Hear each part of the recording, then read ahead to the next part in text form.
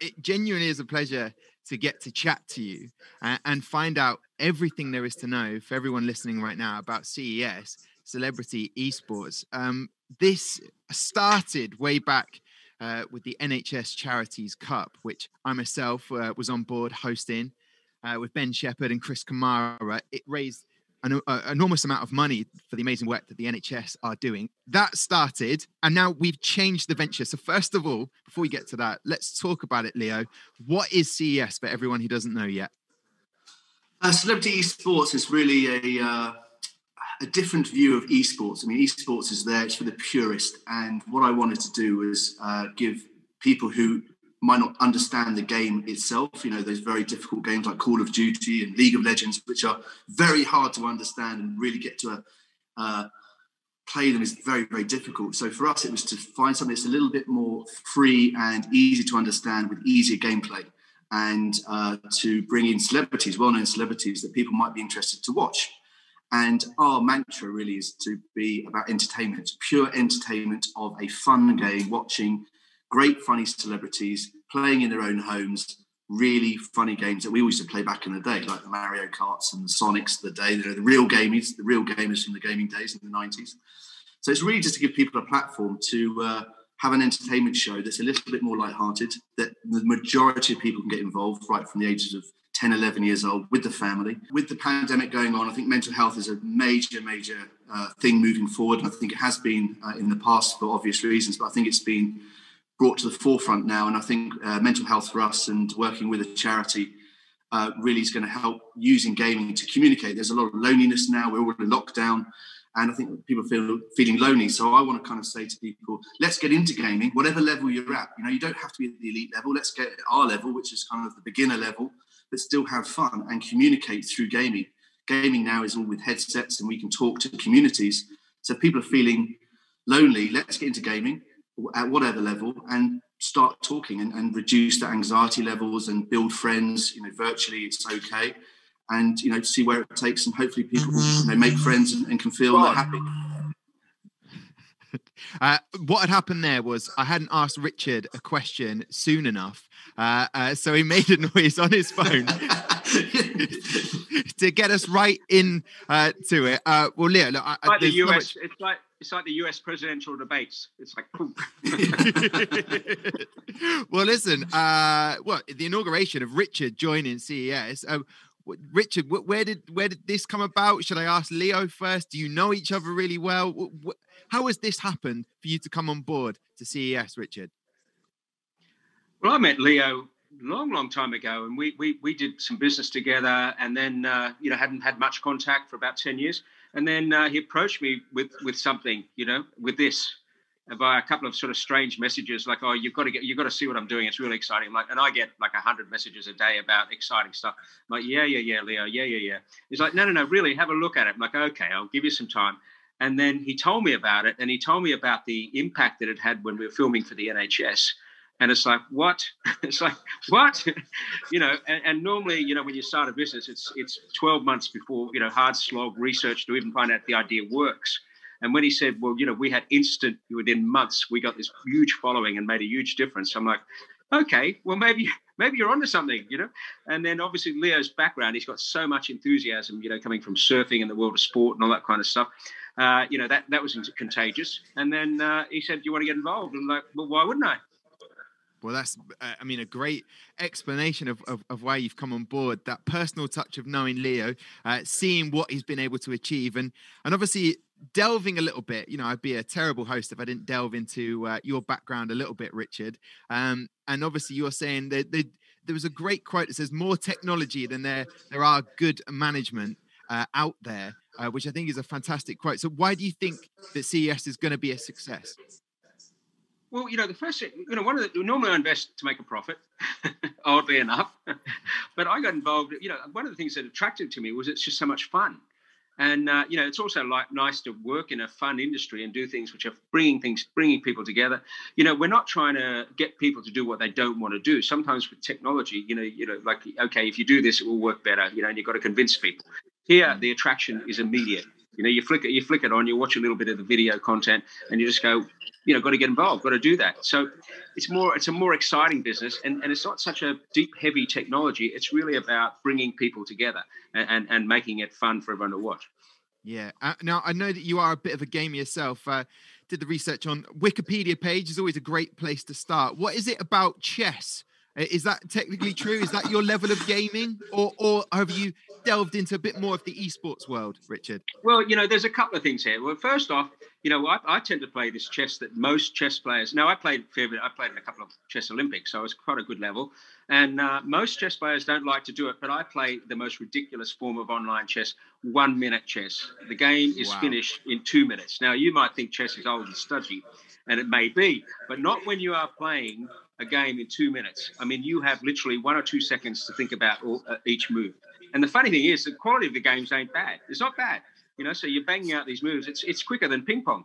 So even though I'm a chess gamer, I wouldn't say that is like a slow, stodgy version of it. But I've always had a side interest in games. I've got teenage kids and an older son in his 20s, and they interact. When we talk about the social side of gaming, they interact by playing games. Particularly my two boys, who are 10 years in age apart. They will, start playing games. And the old one lives in Spain now, and they just play games together and chat. And I don't think they would talk at all, being a couple of boys. I don't think they'd talk at all about anything being 10 years apart, but they have that in common. So it brings people together. And, I've been involved in gaming since, okay, I'm an old man now, but, from when they had a black and white TV and you had those two ping pong balls and the two ping pong that went like that. Then we got the motor car, where you're driving the car along and you've got to do all that. Then we got Space Invaders, which was like something out of the future. So, it was a lot, I've always had a lot of fun. And I actually backed a company in the 1990s, it was very successful for a while, a company called Argonaut. And I actually backed them, put money into them in the late 90s, mainly because I saw my older son then, who was about 8 years old or whatever. He was playing this game called Croc.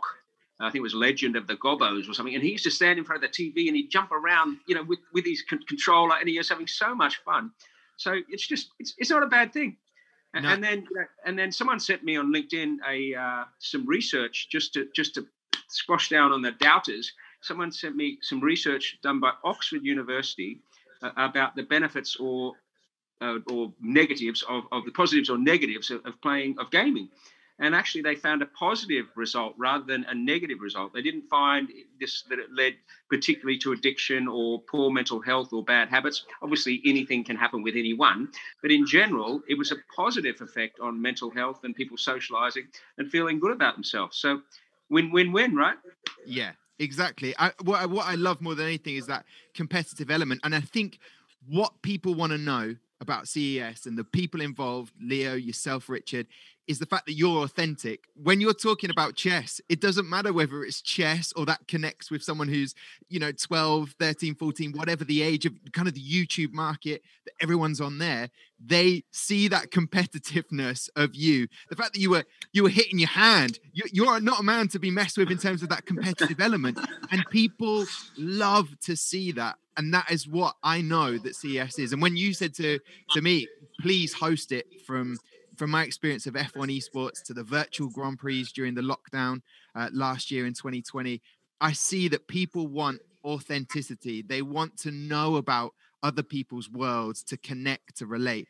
I myself, I'm in my lounge right now. Over there, had a headset on last year playing Modern Warfare, much to my girlfriend's displeasure at times. But I was connecting, talking to friends that live in Australia, worldwide. It's a global movement. And that's something I wanted to ask you about, Leo, this global movement.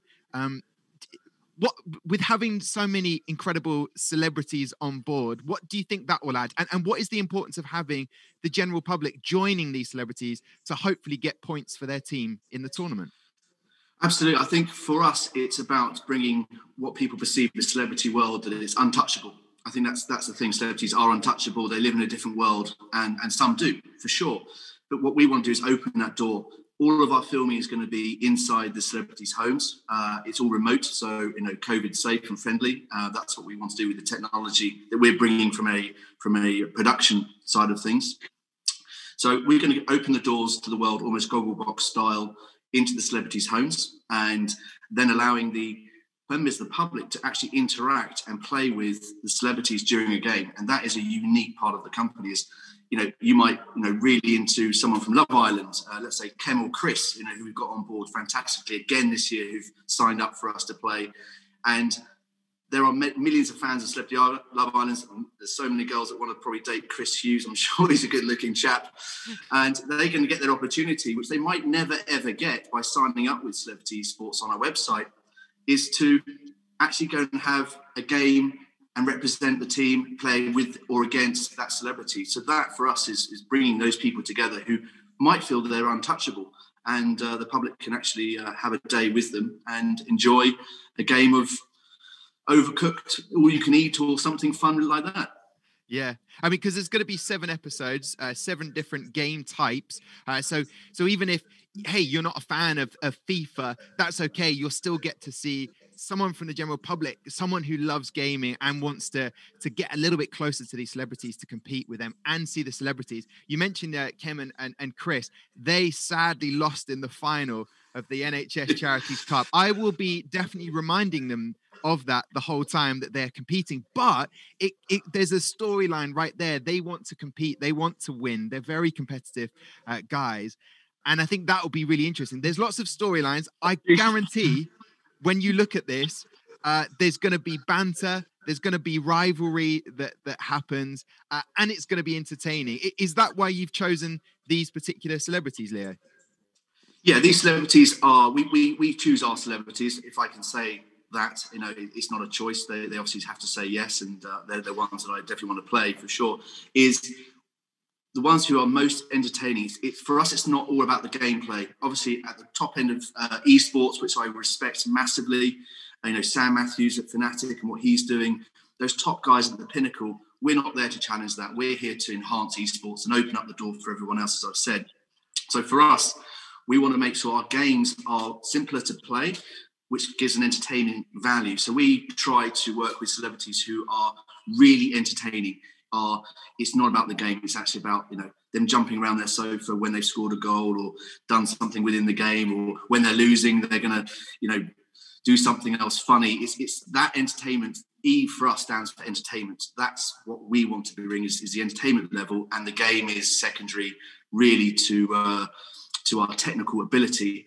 I think I can say this openly to all of the celebrities that we are probably the worst gamers in the world. We're not going to be winning any COD tournament. Trust me, we are down at the base level, but we are going to be the most fun. And there are going to be a few rivals that are going to be going head to head against each other, which I can't say who at the moment because I want to reveal that later in the year. But there are going to be some big names that you wouldn't necessarily expect to be going head to head on Fall Guys, let's say, which would be quite a random thing to be doing. So there are going to be some secrets left for next year or this year later on the announcement. So it's going to be interesting to watch. Yeah, it will be. It's going to be thrilling. I mean, I don't want to give away any of the names by mistake, but they are big celeb names. There's going to be big brands on board as well. How are you going to make that balance between keeping it entertaining, keeping the celebrities happy, and the viewers as well? And how do you shine a light on these amazing brands that you've got on board? What we've done, I've taken the idea of the NFL in American football. I'm massively into it. I'm a Packers fan. Sadly we lost the other night against Brady. Good old Brady. But anyway, I'm a big NFL fan, and I looked at their model as a franchise, as an industry, and how they commercialize. So what I've created are 6 franchise teams, which each have a mascot, a character, that's an animal or a vehicle, whatever it might be for the brands. And brands have attached themselves, and they own those names. So each team will compete as a brand, and those celebrities will be inserted into those teams, then with the member of the public coming on board and there. So we will have clashes of brands going against each other as well. So it's not just the celebrities going against each other or the members of the public. There will be brands going against brands.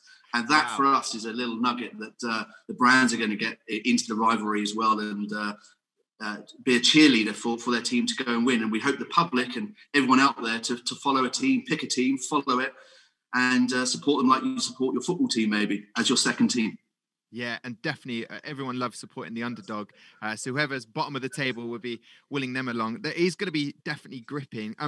Richard, if I may ask you, when you saw the setup, when Leo explained everything to you, if there was one thing that you really saw and thought, I want to be a part of this, I want to put my name to it, what was that? I always found it fun if you change someone's lives, change people's lives. And, that to have a meaning. So not just make a sandwich or something, but actually to do something different. And so a lot of the businesses I've been involved have been sort of like trying to be cutting edge, which obviously has a high failure rate. But when it works, it's really fun. And this is cutting edge. This is something that people are going to go, well, why wasn't that done before?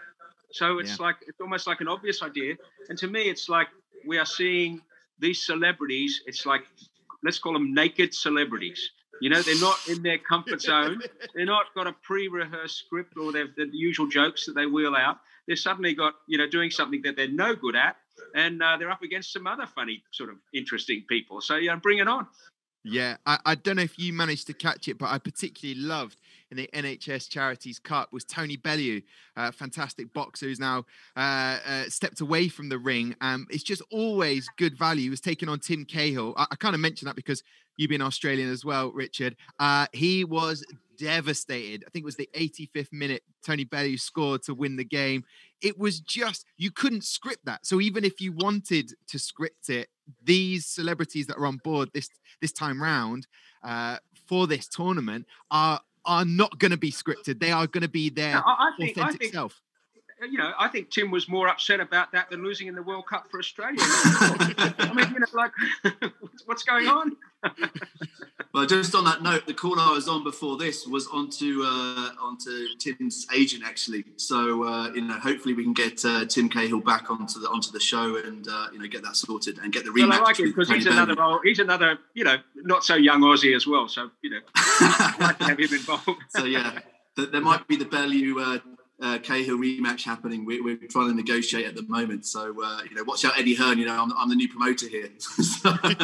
Yeah. Well, we might have to have a little World Cup as well. Have the Aussies versus the Test. Maybe the Aussies versus the Pommies or something like that. Well, Richard, we should get you against Peter Jones. I think we should get Dragons versus Dragons. We can get back, roll out the old boys. Bit of fire. Yeah, a little bit of fire. Yeah. We could have Levi as the commentator. I think would be a good one. Oh yeah, Levi would be good. Yeah, we can compose a song as well. Yeah.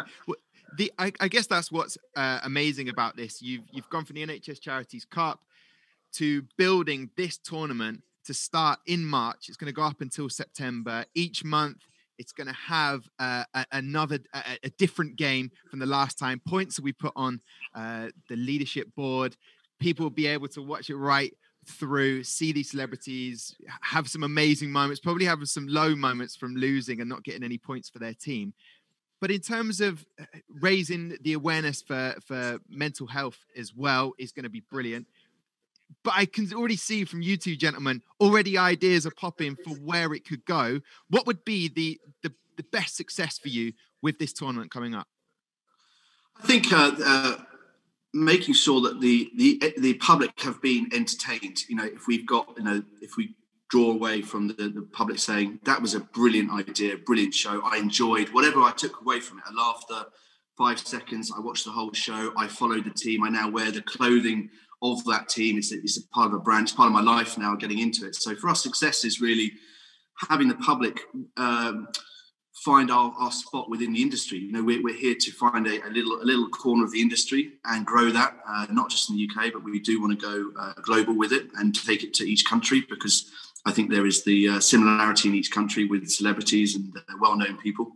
So for us, success is obviously achieving up until September, lots of people watching, people engaging, and having 42 members of the public this year actually game alongside the celebrities is going to be a real success for us, and that's push on into next year and the year beyond.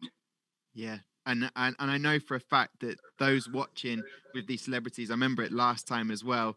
SV2, if he wasn't on that screen, everybody was letting me, the host, and Ben know, as well as Cammy as well, saying, where is SV2? So you're going to have that demand. You got the right celebrities. There's going to be that excitement. That's a word that's often used in esports and gaming, but it's true. This is very exciting. It's going to be seriously fun. When will those general public be chosen, and how do people get involved in that? So celebrities will be announced really from the first week of February, moving on into March. The bigger the name it goes through, and obviously which teams they'll be attached to. It's almost like a roster. They'll be part of that team for the whole series as well. So if they are part of the Bulls or whoever it's going to be, they'll be part of that team for the whole year. So they'll be committed to that team playing and supporting it. So we'll be announcing the celebrities from February through to March. Then the teams, and then we'll be on a daily basis asking the members of the public to sign up at our website, celebrityesports.co.uk, where they can register their interest and attach themselves to one of the teams and get chosen at random to be part of that team for that month on a recording. And they also get to keep, the amazing thing, the public get to keep all the equipment. They get to keep Sony PlayStation 5. They get to keep all the clothing. They get to keep it all. They are a celebrity for the day. They get exactly what our main celebrities get. They get all the toys from Sony headsets, mobile phones. They get all the kit given to them. And we're doing that 42 times this year. That is where we're going to hopefully stand out from a following and a public perception. I can't believe that. Do you know how difficult it is to get a PS5 right now, and you are giving that opportunity to people? Yeah. That's next level. I'll be honest with you, Leo. That's blown my mind. And okay, great, fine. Sign me up. Where do I sign up to compete as well? Well, as I said, come to celebrityesports.co.uk and fill in our form. It's 3 lines. It's very easy, just a name and email address, and you go into our system, and you have the chance to play. And as I say, you could play with Tony Bellew, you could play with Timmy Cahill, you could do it all. You could chat with them for the whole day and play against a rival team. And if you're into boxing, into football, Formula One, whatever it might be. You might like comedians. We've got them all, so you can have fun with them, and it'll be your moment, and it will be recorded. So we'll give you the recording. You can have it, and you can dine out on it for years and years and years to come. Oh, well, listen, gentlemen, Richard, Leo, so good to chat to you, and this is so unique. I'm blessed. I feel very fortunate to be able to host this and entertain the nation with the tournament as it gets underway. And I know for a fact people will be commenting, getting involved. And I tell you what, if they find out they could have got a PS5 and competed with these celebrities, they will be furious they missed out. So I definitely suggest everybody make sure you get involved, and then you could be taking part in the Celebrity Esports tournament. Can't wait for this, gentlemen. When does it start? Is it March, April sort of time, up until September, October? How is it going to start, and when? We're just going to finalise that date, that exact date this week, but it's going to be March, April, running through to September, October. So it's going to be 7 months consistently, whether that starts March or that starts April. We're just going to finalise that with a few big names that we're just trying to get over the line to make sure we got the best celebrities, the best brands for the public to come and view. Yeah, and I definitely know for a fact, the bigger the name, people will they'll be patient. They will be patient if they can get a bigger name on board. And well, listen, I wish you all the best of luck for getting these big names, but they must be excited as well when you call them up or contact them and say, hey, do you want to compete in a tournament? It's gaming. You love gaming. Do you want to compete and potentially win? Surely that's a win-win for them. Yeah, they are so keen, and I know a few of them have tried to get the inside scoop of what games we're going to be playing throughout the year to get some practice in. So, there are a few of them who are already gearing up, and I think they're taking this really seriously, and it's going to be really fun to watch. Some of them, I think when they lose, it's not going to be pleasant. I think they're going to be really upset. I think they're definitely emotionally attached to this for sure. So they're taking it seriously. We're taking it seriously. But the main thing is we're going to have a lot of smiles, a few tears maybe along the way. But the main thing is we're going to have a lot of fun, and the public are part of this. It's not just a passive thing. The public are going to make the show, because if I don't have the public playing in the games, we don't have the teams. Thank you, gentlemen. Fantastic. Thanks a lot.